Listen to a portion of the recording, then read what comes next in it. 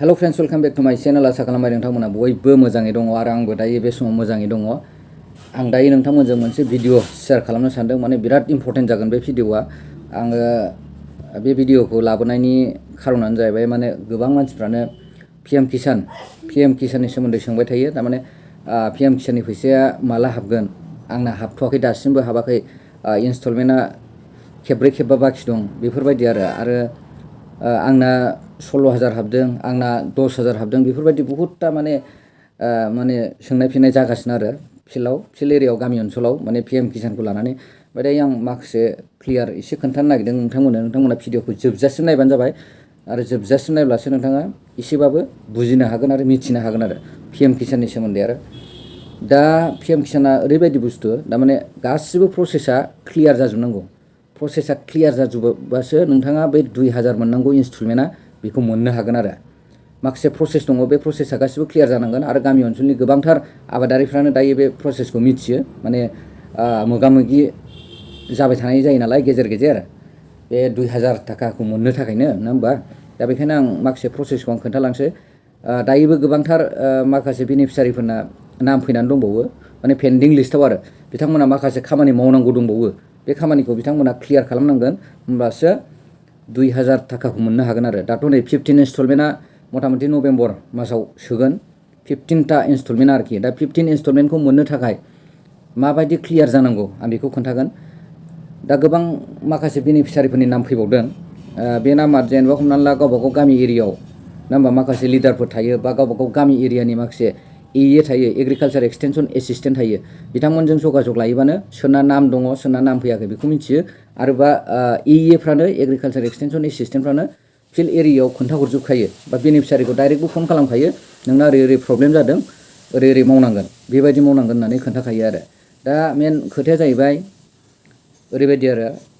माखासे प्रसेस दङ बे प्रसेसा क्लियार जानांगोन आं प्रसेसखौ खोन्थानोसै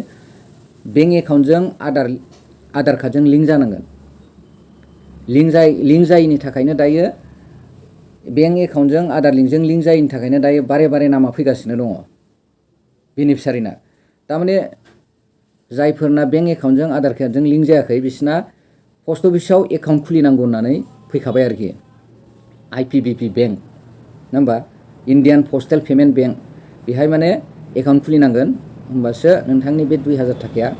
हाबगोन आरोखि खिन्थु पस्ट अफिसनि एकाउन्टआवनो हाबगोन ओमफ्राय प्लास नोंना इकेवाइसिया क्लियार जानांगोन इकेवाइसिखौथ' गोबां मानसियानो दायो मिथियो बेखौ माबायाव खालामनाय जायो सीएससी सेन्टाराव खालामनाय जायो दाथ'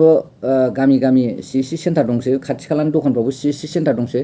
दा बे सीएससी सेन्टारावहाय थांनानै नोंथांमोना बे इकेवाइसिखौ जायना लिस्टआव दं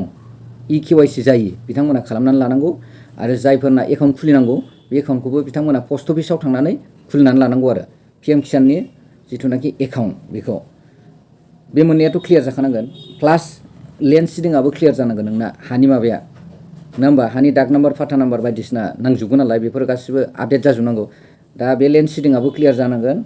ओमफ्राय इकेवाइसि क्लियार जानांगोन पस्ट अफिसनि एकाउन्ट क्लियार जानांगोन होमबासो नोंना गासिबो क्लियार जाखांजोबोबासो नोंथांनि माबाया एफटिअ माने एफटिअ पीएम किसानाव मोनसे एफटिअ होननाय दङ मोनसे माबा आरो बियो जेनेबा हमनानै ला फान्ड ट्रेन्सफार अर्डार नोंथांनि गासिबो बे बुस्थुआ क्लियार जाजोबोबासो बे फान्ड ट्रेन्सफार अर्डारा थिग माने राइट जागोन आरो माने कारेक्ट जागोन जेब्लानाखि फान्ड ट्रेन्सफार अर्डार क्लियार जायोबा अके जायोबा नोंथांना हेलाबा इनस्टलमेन्टआ हाबगोन आरोखि नङा होमबा माने गोजौनिफ्राय गभर्नमेन्टआनो अर्डार हरबाय आरो बे एकदम फुरा क्लियार जाबाय खामानिया दा बेखायनो नोंथांमोना जायफोर बेनिफिसारिना दासिमबो नाम फैबाय थादों नोंथांमोना पस्ट अफिसनि एकाउन्ट खुलिबानो जाबाय जायफोरा खुलियाखै पस्ट अफिसनि एकाउन्ट खुलि ओमफ्राय इकेवाइसि जायना क्लियार जायाखै सीएससीआव थांनानै खाथिनि सीएससीआव थांनानै खबर लानानै खालामबानो जाबाय आरो नङा होमबा दा बेफोर खामानिखौ नोंथांमोना क्लियार जायोबासो मोननो हागोन आरो जिथुनाखि इनस्टलमेन्ट 2,000 थाखा मोननांगौ रां बेखौ मोननो हागोन आरो दा बेखायनो नोंथांमोना क्लियार खालामदो आरो गोबां आबादारिफ्रानो बुंदों ओइ उमुगनाव 16,000 हाबदों उमुगनाव 10,000 हाबदों बिदिबो जानो हागौ हाबदोंबो गोबांनावनो हाबदों खिन्थु मानि थाखाय हाबदों बिथांनिया गोबां सम माने पेन्डिं जानानै दंमोन थारमाने बिथांनि जिथुनाखि माखासे प्रसेस बे प्रसेसा क्लियार जायाखैमोन ओमफ्राय जेब्लानाखि क्लियार जाबाय